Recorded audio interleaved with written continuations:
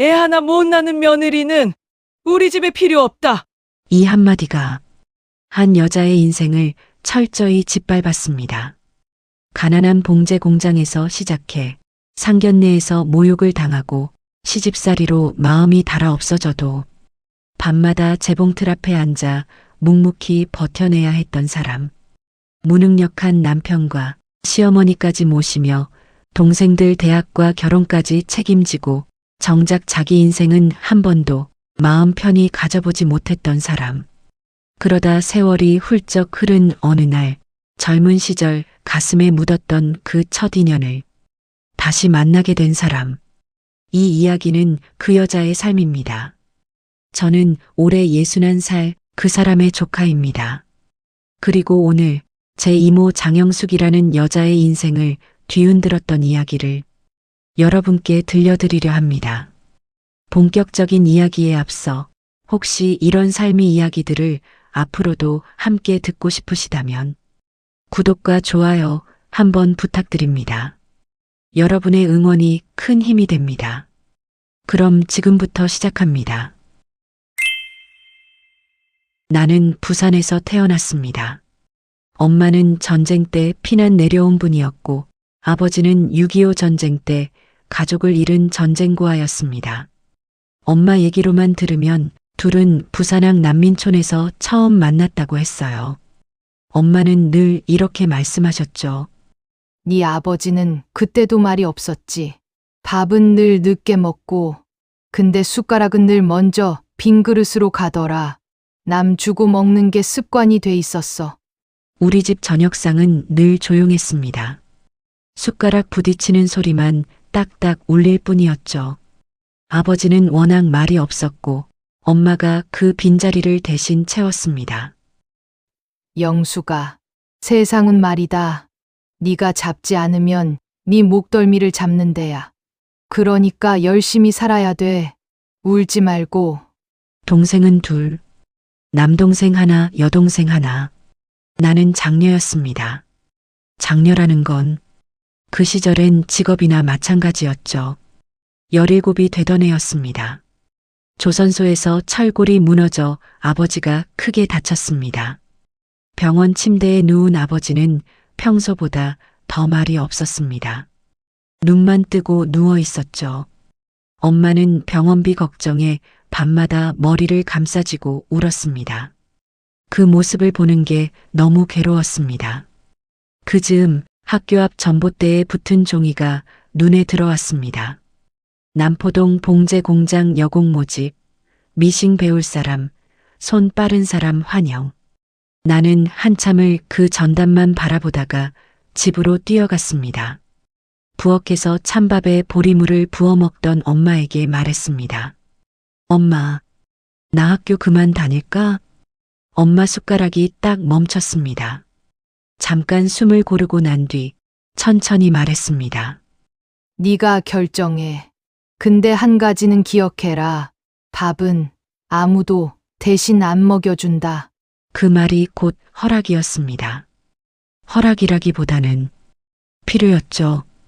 그 다음 날 나는 교복 대신 바랜 남색 블라우스와 치마를 입고 남포동 봉제 공장을 찾아갔습니다.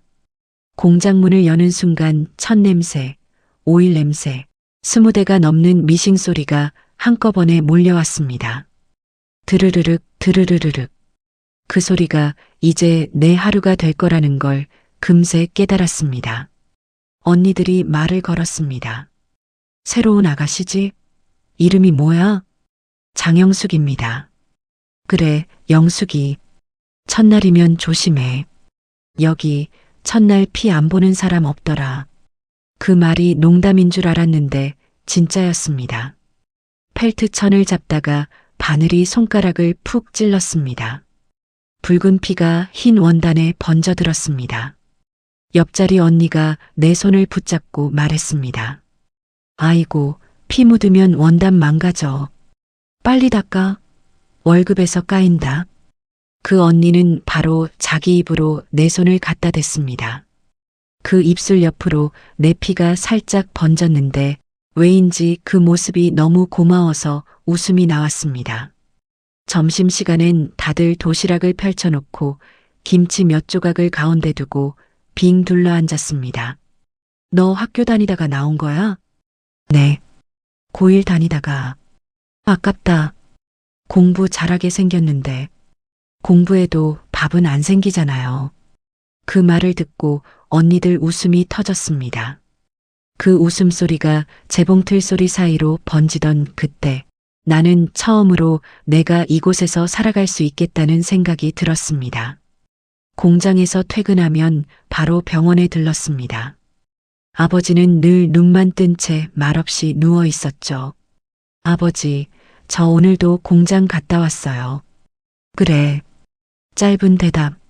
하지만 돌아 누울 때 아버지의 어깨가 아주 살짝 흔들렸습니다. 그게 눈물인지 기침인지 그땐 몰랐습니다. 몇 달 뒤 아버지는 조용히 세상을 떠났습니다.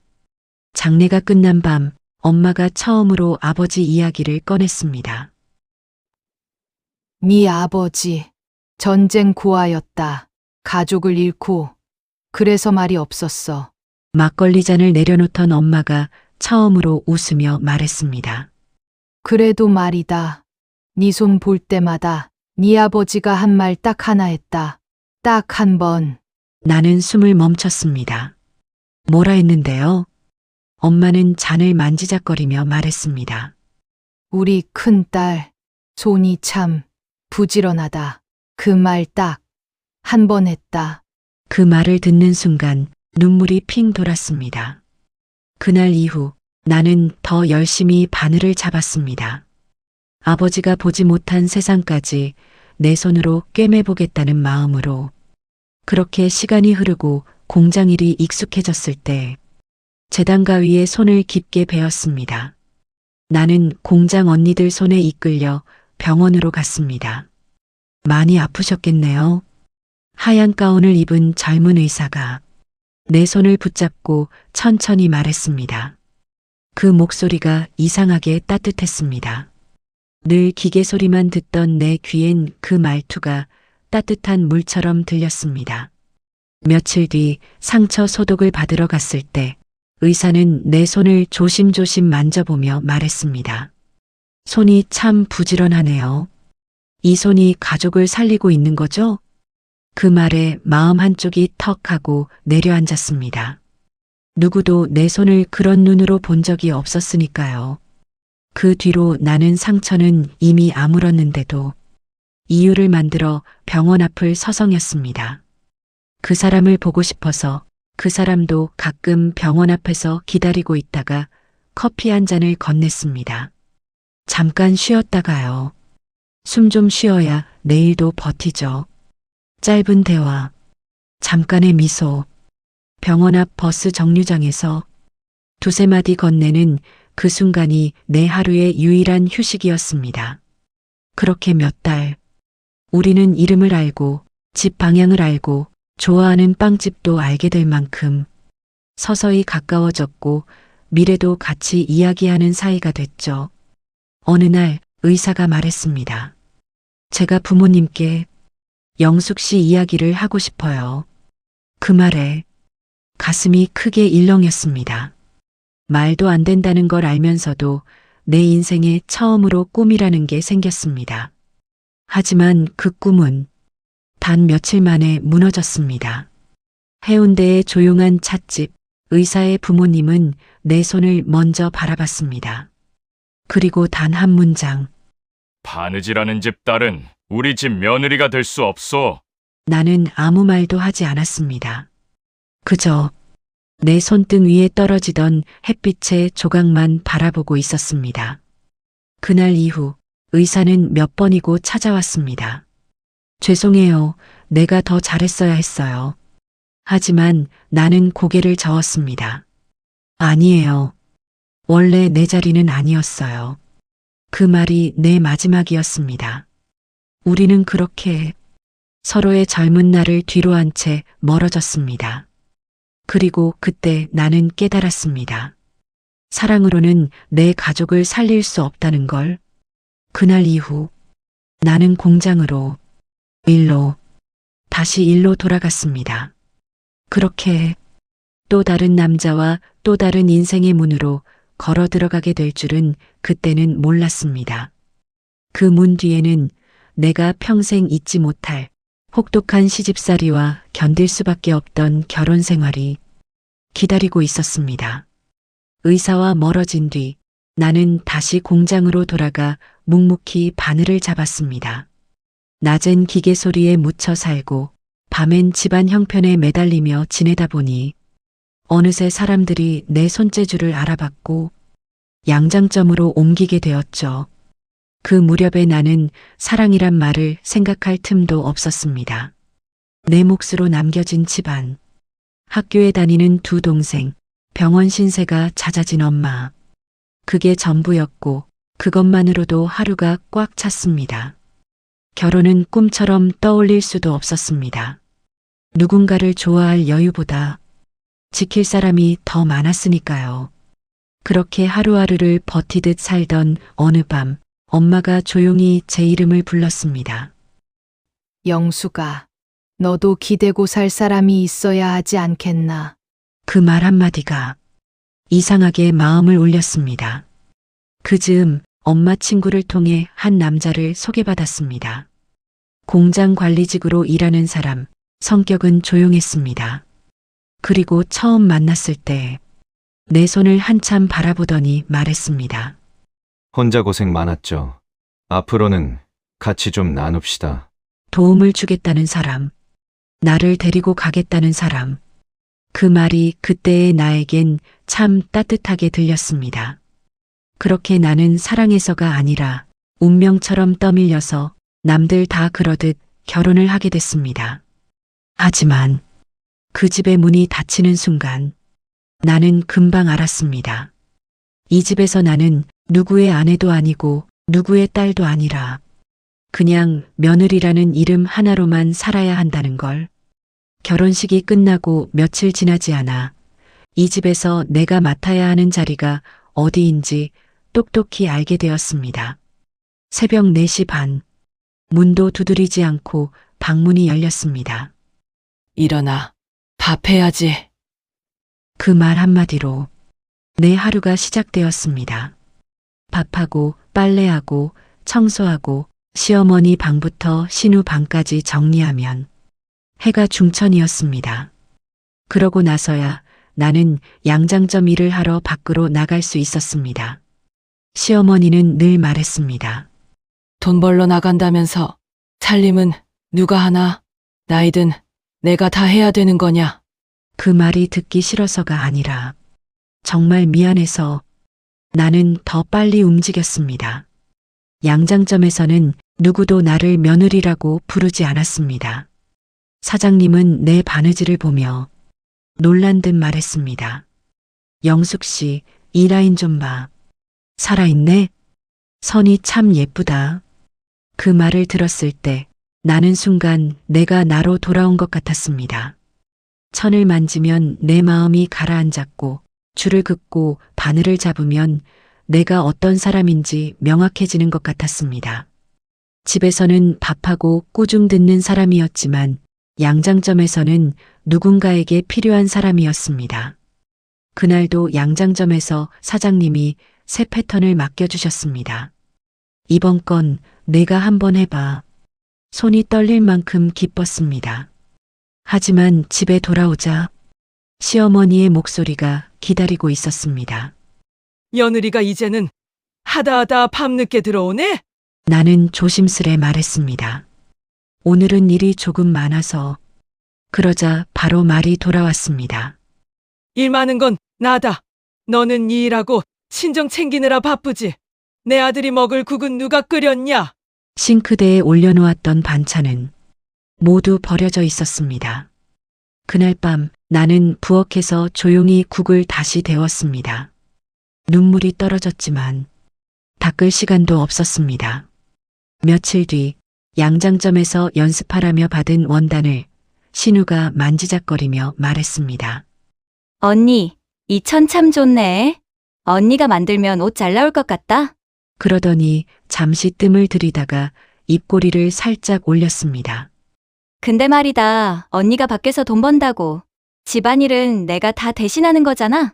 그럼 옷 한 벌쯤은 당연히 해줘야지. 안 그래? 그 말투가 고맙다는 뜻은커녕 마치 당연한 권리라도 되는 듯해서 잠시 말이 막혔습니다. 그 순간 그 말이 시어머니 귀에 들어갔습니다. 그날 저녁 시어머니는 차갑게 말했습니다. 그래, 너는 밖에 나가서 돈 번답시고 집안일은 신우가 다 한다. 그게 이 자리다. 나는 웃었습니다.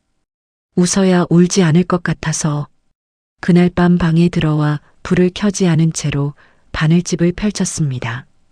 손끝이 떨렸습니다. 고단해서가 아니라 마음이 무거워서. 그러다 아버지가 남긴 짧은 말이 떠올랐습니다. 우리 큰딸 손 참 부지런하다. 그 말이 내 등을 다시 일으켜 세웠습니다. 그래, 내가 어디서 어떤 취급을 받아도 내 손은 거짓말하지 않는다.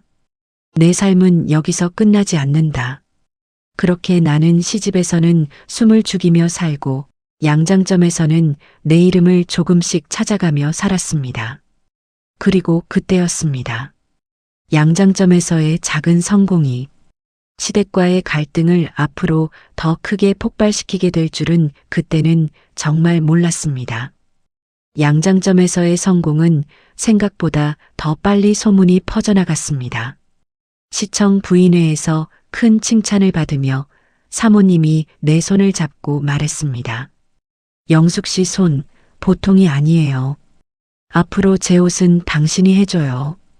그날은 내 인생에서 손끝이 가장 따뜻하던 날이었습니다. 하지만 집문을 열자마자 공기는 달랐습니다. 시어머니 얼굴은 굳어 있었고 신우는 비웃듯 말했습니다. 언니 요새 잘 나간다며? 밖에서 칭찬받고 돌아오면 기분 좋겠네. 무언가 집안의 공기가 미세하게 틀어지고 있었습니다. 결혼한 지 얼마 되지 않아 시어머니는 슬그머니 이런 말을 꺼냈습니다. 영수가 몸에 이상은 없지? 여자 몸은 나이 많으면 애가 잘 안 생긴다. 그때부터였습니다. 그 집의 모든 말끝이 아이로 향했습니다.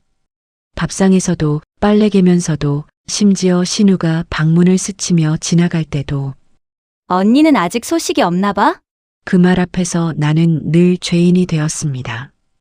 어느 날이었습니다. 며칠 동안 새벽마다 들리던 삐걱거리는 마루 소리는 처음엔 그냥 바람 소리인 줄 알았습니다.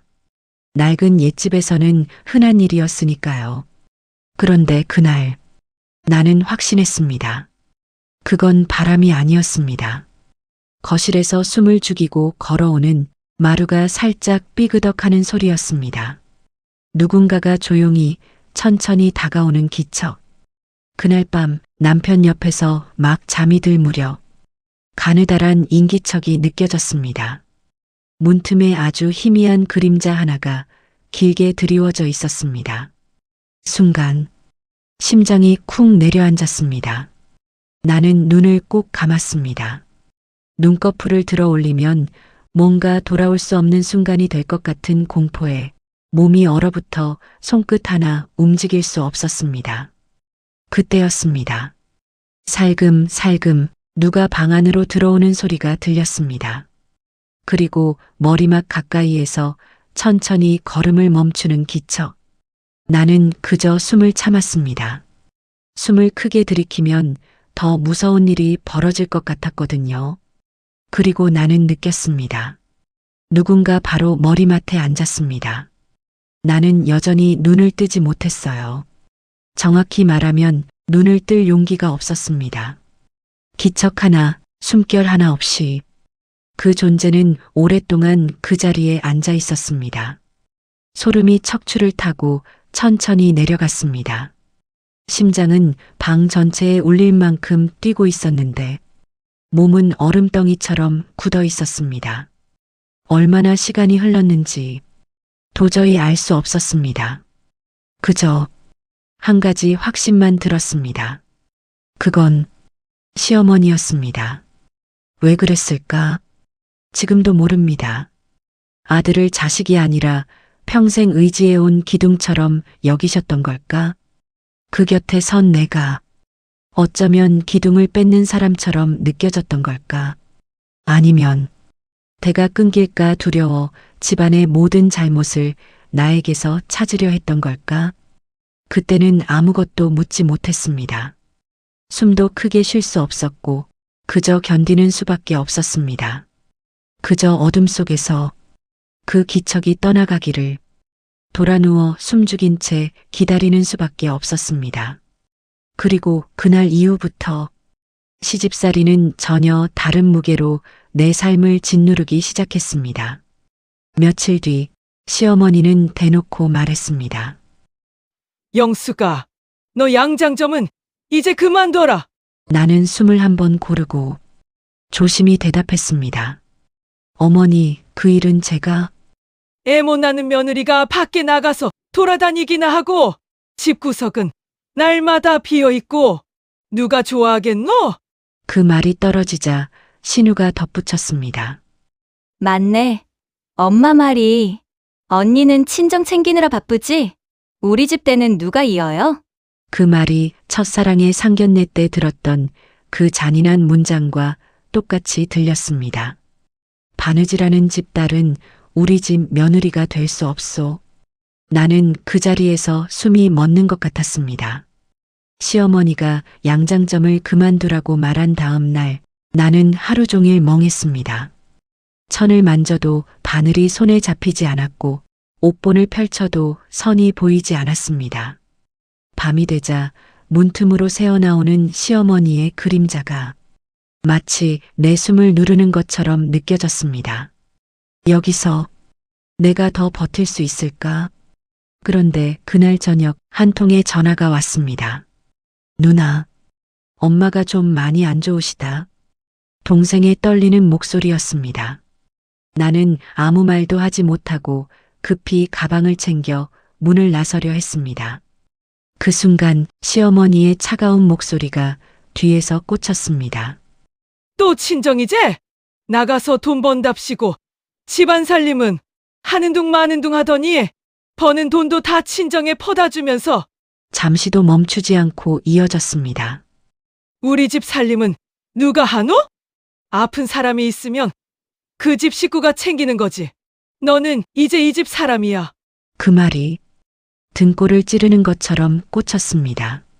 나는 입술만 깨물고 신발을 신었습니다.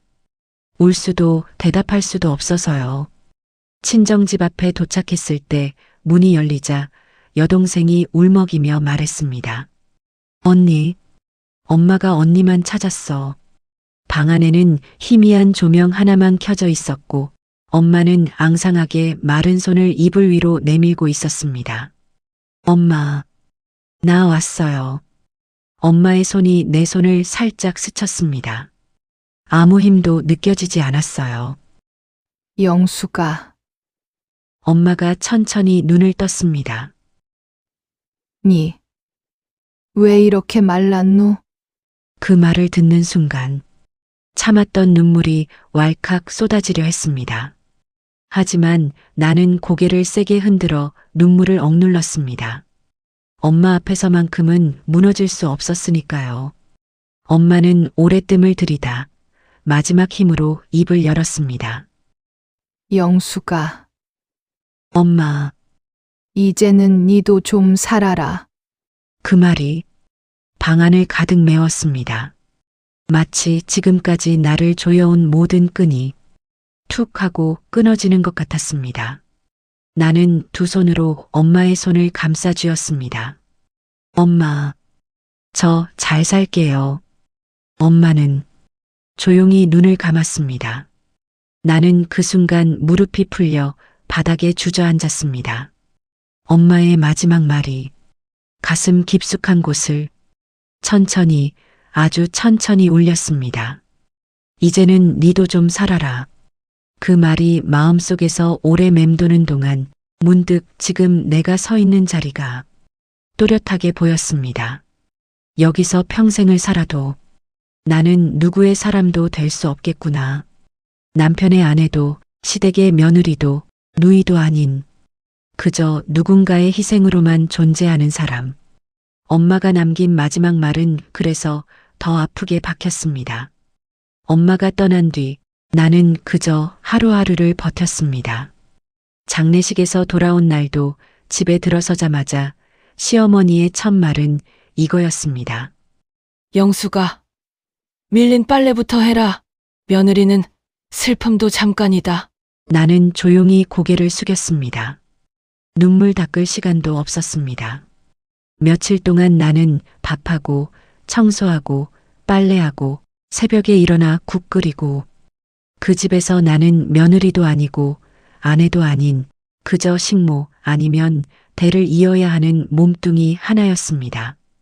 양장점에서 손을 움직일 때만 숨이 쉬어졌습니다. 빨래를 개며 방으로 돌아가는데 거실에서 작게 속삭이는 소리가 들렸습니다. 신우였습니다. 엄마, 오늘 고모가 와서 하는 말 들었어? 집안의 대를 이어줄 만한 아가씨를 알고 있다고? 그 다음 말이 작게 그러나 또렷하게 이어졌습니다. 언니는 이제 좀 힘들 것 같은데 그 아가씨를 집에 들이는 게 우리 집엔 더 나을지도 몰라. 심장이 서늘하게 내려앉았습니다. 시어머니는 작게 웃으며 말했습니다. 그래야지. 이 집대를 끊을 순 없잖아? 그 순간 나는 숨조차 멈췄습니다. 그리고 더 잔인한 말이 이어졌습니다.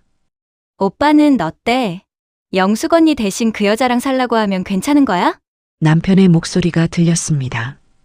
기운 빠진 무기력한 목소리. 엄마 말이니까 어쩌겠니? 순간 부엌 타일이 흔들리는 것처럼 보였습니다. 결혼 전에 남편이 했던 말이 떠올랐습니다. 우리 서로 도우며 살아요. 힘든 일 있으면 같이 버텨요. 하지만 그는 아무것도 지키지 않았습니다. 나만 그를 믿었었고 그는 자기 엄마 말만 믿고 살았던 사람. 그 집에서 나는 그저 한 명의 식모일 뿐 어떤 자리도 없었습니다. 나는 방으로 돌아와 문을 닫았습니다. 가만히 앉아 숨을 고르는데 엄마의 마지막 말이 또렷하게 떠올랐습니다. 이제는 니도 좀 살아라. 눈물이 뚝 바닥에 떨어졌습니다. 그 순간 마음 한쪽이 딱 하고 끊어졌습니다. 새벽 4시 집안은 고요했습니다. 남편은 아무것도 모른 채 자고 있었고 시어머니 방에서는 가벼운 숨소리만 들려왔습니다. 나는 조용히 작은 가방에 옷 몇 벌, 바늘집 하나를 넣었습니다.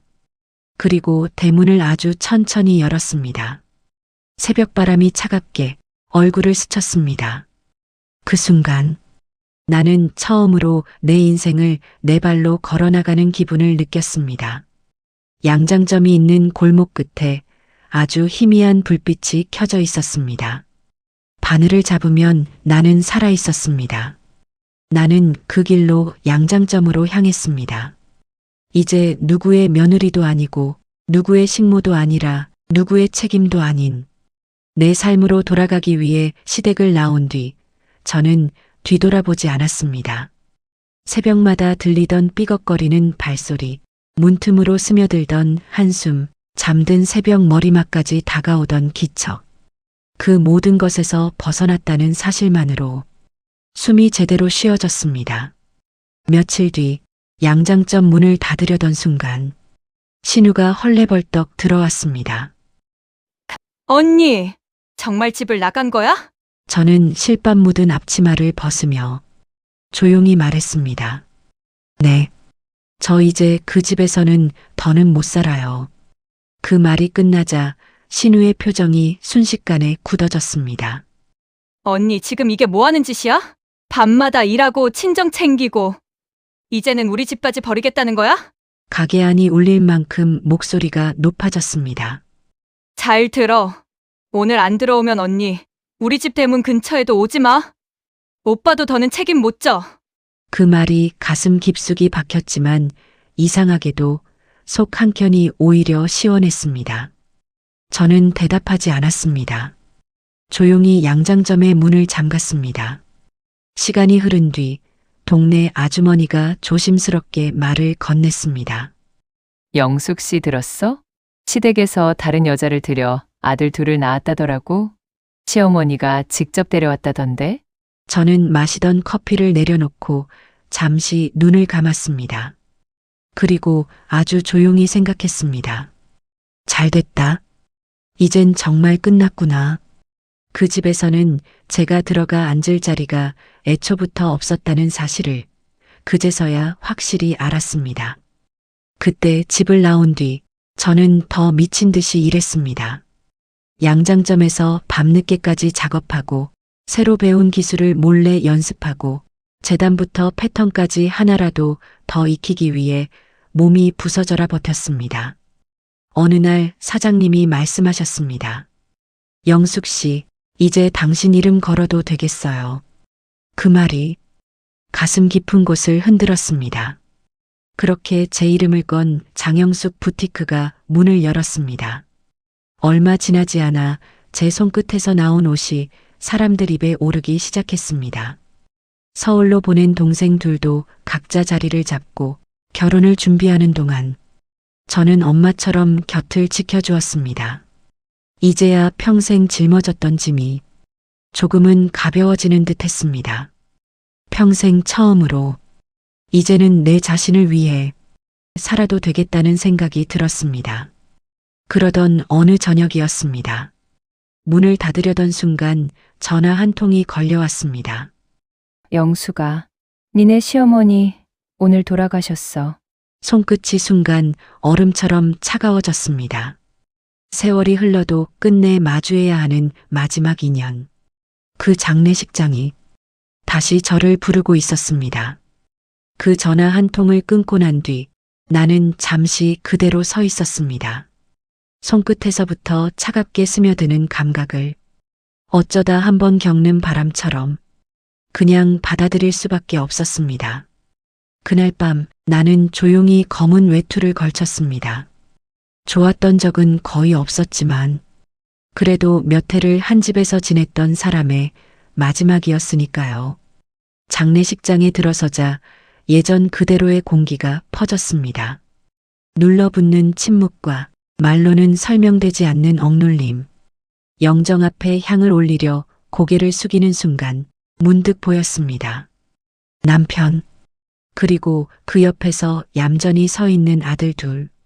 그 뒤편에는 제가 떠난 자리를 대신 채워 살아낸 새 아내가 있었습니다.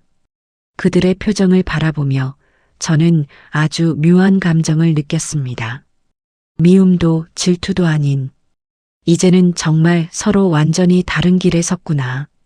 그 사실을 확인하는 순간에 이상한 고요. 향을 올리고 돌아서려는데 신우가 다가와 낮게 말했습니다. 여기 왜 왔어? 집 나간 사람이 무슨 염치로 와? 저는 대답하지 않았습니다. 그녀의 시선을 고요하게 지나치고 묵묵히 장례식장을 나섰습니다. 그날 이후 그 집과는 완전히 연락이 끊겼습니다. 세월이 조금 더 흐르는 동안 제가 세운 부티크는 어느새 자리를 잡았고 전국에서 손님이 찾아오는 날도 생겼습니다. 동생들도 각자 가정을 꾸려 더는 제 손을 빌리지 않아도 될 만큼 든든하게 제 삶에서 독립해 있었습니다. 그 무렵이었습니다. 부티크 문이 벌컥 열리며 익숙한 향수 냄새가 들어오는 순간 신우였습니다. 명품 가방을 내려놓으며 입꼬리를 예전처럼 올리고 말했습니다. 언니? 아니다, 대표님. 우리 오빠 사업이 요새 좀 안 좋아서 가족이었잖아요. 조금만 도와줘. 그 말투, 그 태도, 시간이 흘렀는데도 이 사람은 하나도 바뀌지 않았다는 걸 그 자리에서 알 수 있었어요. 나는 말없이 금고를 열고 봉투 하나를 건넸습니다. 그리고 조용히 말했습니다. 이건 마지막이에요. 앞으로 다시는 오지 마세요. 우리 인연은 오늘로 끝입니다. 문이 닫히는 소리가 들리는 순간 가슴이 묘하게 가벼워졌습니다. 이제야 정말 나를 위해 살 수 있겠다. 그 다음 날 나는 오래 미뤄두었던 병원을 찾았습니다. 누군가의 딸로, 아내로, 며느리로 살며 정작 나 하나 들여다볼 틈도 없었던 세월이 떠오르더군요. 그래, 이제는 내 몸도 한번 챙겨보자. 그런 마음으로 천천히 병원 문을 밀었습니다. 그리고 그곳에서 상상도 못한 사람이 내 이름을 부르고 있었습니다. 병원 복도 끝에서 누군가가 내 이름을 부르는 순간 나는 시간이 잠시 멈춘 줄 알았습니다. 영숙 씨, 정말 오랜만이네요. 돌아보니 흰머리가 성성한 채 세월이 고요하게 내려앉은 얼굴로 그 사람이 서 있었습니다. 예전보다 어깨는 조금 굽었지만 눈빛만큼은 그때 그 사람이 맞았습니다. 나는 숨을 한번 고르고 대답했습니다. 선생님. 그는 조용히 웃었습니다. 벌써 40년이 넘었네요. 영숙 씨의 얼굴을 다시 보게 될 줄은 몰랐습니다. 저도 선생님 이렇게 뵐 줄 몰랐어요. 그 순간에서야 나는 눈앞의 사람이 한때 내 손을 치료해주고 상견례 자리에서 한순간에 멀어졌던 그 의사 선생님이라는 사실을 조용히 떠올렸습니다. 그와 나는 복도 한쪽 의자에 나란히 앉았습니다.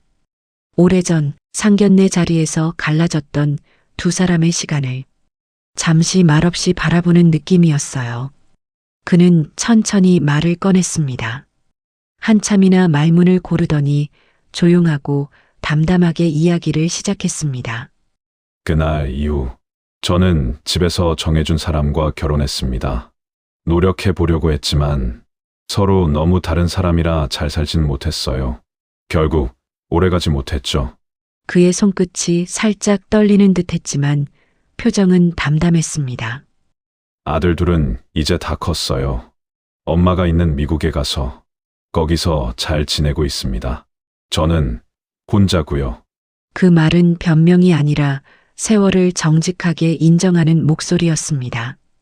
그는 내 얼굴을 바라보며 조심스럽게 물었습니다. 영숙 씨는 그동안 어떻게 지내셨나요?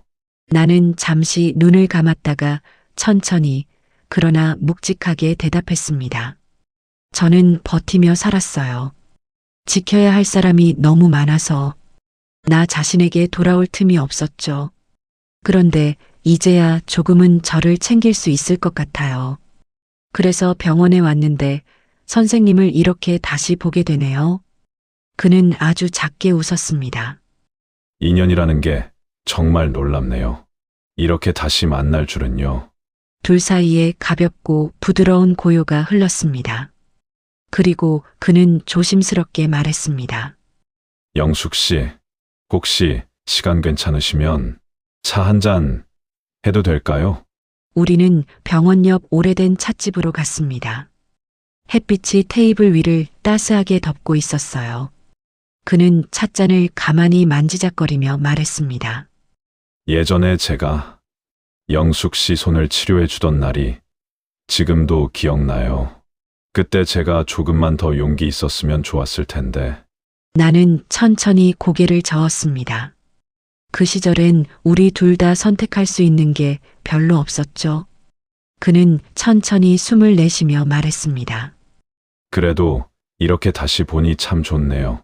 그 말이 어쩐지 마음 깊숙한 곳에 잔잔하게 남았습니다.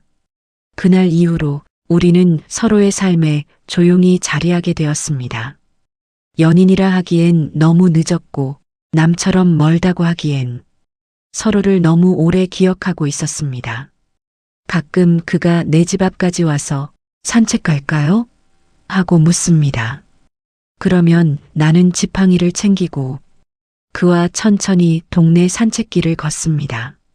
걸음은 느리지만 그 느림이 오히려 우리에게 꼭 맞는 속도 같습니다. 여기까지가 제가 알고 있는 우리 이모의 젊은 날의 이야기입니다. 그렇다면 세월이 훌쩍 더 지난 지금 이모는 어떻게 지내고 있을까요? 이모는 어느덧 80이 훌쩍 넘었습니다. 둘은 다시 사랑에 빠진 것도 아니고 젊은 날로 돌아간 것도 아니지만 서로의 하루 끝에 작은 안부 한마디를 나눌 수 있는 따뜻한 동행자가 되어 있습니다. 저는 그 모습을 볼 때마다 이모가 평생 버텨온 그 긴 세월 끝에서 드디어 가장 늦은 위로를 받는 것 같아 가슴이 찡해지곤 합니다. 이모는 이렇게 말하곤 합니다. 참 길게도 돌아왔는데 그래도 이렇게 편안한 날이 오네. 그 말을 들을 때마다 사람의 인생은 누가 빨리 잘 사는지가 아니라 끝까지 마음을 잃지 않는 사람이 평온을 만나는구나. 그런 생각이 듭니다. 여러분도 살아오시면서 마음속에 조용히 남아있는 이야기가 있으신가요? 그 기억이 오늘 이모의 이야기처럼 따뜻한 이야기가 떠오르셨다면 이런 사연들을 계속 정성 들여 전하고 싶습니다. 여러분이 듣고 싶은 이야기, 누군가에게 남기고 싶은 기억이 있으시다면 댓글로 남겨주세요. 또 어디에서 듣고 계신지도 알려주시면 이야기를 전달하는데 정말 큰 힘이 됩니다. 그리고 이런 따뜻한 이야기들이 계속 이어지길 바라신다면 구독과 좋아요 꼭 눌러주세요. 여러분의 한 번의 응원이 다음 이야기를 준비하는데 정말 큰 힘이 됩니다. 오늘도 끝까지 함께 해주셔서 진심으로 감사드립니다. 다음에도 따뜻한 마음으로 찾아뵐게요. 지금까지 친절한 금자씨였습니다.